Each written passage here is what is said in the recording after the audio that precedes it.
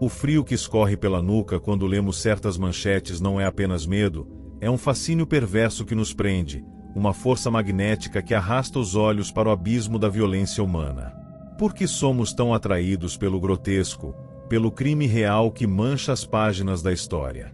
Ou talvez seja a necessidade desesperada de compreender o incompreensível, de mapear a escuridão que habita atrás de olhos aparentemente normais, como os nossos.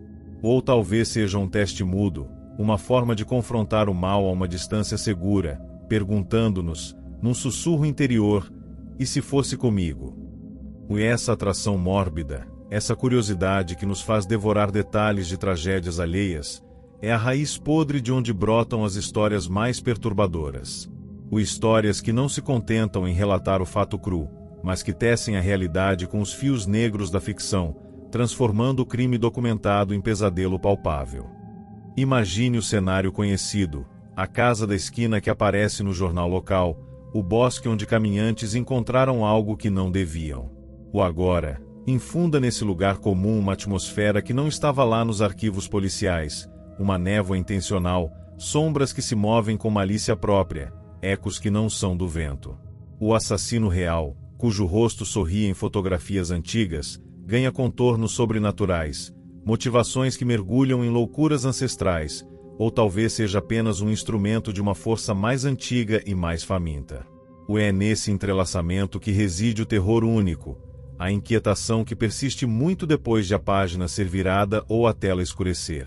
Saber que a semente era real, que algo daquela podridão germinou no mundo tangível, confere ao horror inventado um peso insuportável, uma credibilidade que paralisa. Pense nos casos que nunca se fecharam, nas vítimas sem nome, nos assassinos que sumiram na névoa do tempo ou da burocracia. Esses vazios, essas lacunas gritantes nos registros policiais, são combustível puro para o fogo da imaginação aterrorizada. O que realmente aconteceu naquela noite de nevoeiro denso na estrada deserta? O desaparecido foi vítima de um maníaco comum, ou tropeçou em algo muito mais antigo, algo que habita os limites esquecidos dos mapas?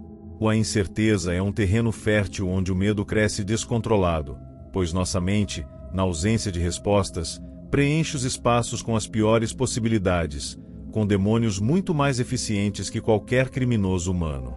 O desconhecido, o não dito, o rastro que se perde abruptamente, esses são os verdadeiros monstros, mais assustadores que qualquer descrição gráfica. Lembre-se daquela história, amplamente divulgada anos atrás, de uma pequena cidade litorânea onde crianças começaram a desaparecer, sempre nas noites de lua cheia, sempre perto das velhas docas apodrecidas. As investigações se arrastaram, suspeitos foram e vieram, mas nada se provou, o terror se instalou como uma névoa venenosa. Agora, imagine a ficção tecendo sua teia. As docas não eram apenas velhas, eram construídas sobre algo que não deveria ter sido perturbado, algo que dormia no lodo e acordou faminto. As testemunhas que juraram ter visto figuras arrastando algo pesado para a água nas noites sem lua, figuras com movimentos desarticulados, quase aquáticos. O medo ancestral dos pescadores mais velhos, sussurrado em pubs enfumaçados, sobre pactos antigos quebrados e a fúria que se ergueu das profundezas para cobrar sua dívida em sangue inocente. A realidade dos desaparecimentos brutais fornece o esqueleto, a ficção acrescenta a carne putrefata e os órgãos palpitantes do verdadeiro horror, transformando o mistério trágico numa lenda urbana que arrepia a espinha. Ou considere o caso do hospital abandonado nos arredores da cidade grande, palco de assassinatos brutais décadas atrás, um manicômio onde tratamentos cruéis eram a norma e a morte uma visitante frequente. Os arquivos estão cheios de relatos secos de negligência, suicídios e mortes suspeitas nunca totalmente esclarecidas. A ficção respira vida nesses corredores vazios, não apenas a vida dos fantasmas das vítimas, mas a própria essência residual do sofrimento ali infligido, condensada em uma presença ativa, rancorosa. As sombras nos corredores não são apenas ausência de luz, são entidades moldadas pelo desespero dos internos, pela crueldade dos cuidadores, uma energia psíquica enlouquecida que impregna as paredes. Aquele som de arrastar que os exploradores urbanos juram ouvir? E não são ratos, É o peso de algemas invisíveis, o eco eterno de corpos sendo puxados para lugares escuros onde experiências indescritíveis aconteciam. O crime real fornece o palco e a história de fundo. A ficção acende as luzes estroboscópicas do inferno particular que aquele lugar se tornou. E é aqui que o chão se torna instável, onde o fascínio encontra seu preço ético. Quando mergulhamos nessas narrativas, quando nos deleitamos com o frio na espinha provocado por um conto habilidosamente construído sobre ossos reais, onde traçamos a linha, o entretenimento se alimenta da dor genuína de alguém, da perda irreparável, da tragédia que destruiu vidas reais. Transformar sofrimento alheio em produto, em arrepio momentâneo para consumo em uma noite chuvosa, não é apenas insensível, é uma profanação. A vítima real, reduzida a um elemento de cenário, seu nome talvez nem citado, sua história distorcida para servir ao ritmo da narrativa, seu legado de dor transformado em decoração de Halloween. O assassino real, por vezes elevado à categoria de lenda, de monstro sobrenatural, sua banalidade maldita romantizada, sua violência crua embelezada com camadas de ficção que, por vezes, ofuscam a verdadeira monstruosidade humana, banal e terrível. Ao final, quando a última página é virada ou os créditos finais rolam, o que fica não é apenas o medo residual do que foi contado. Fica um desconforto mais profundo, uma dúvida que rói por baixo da pele.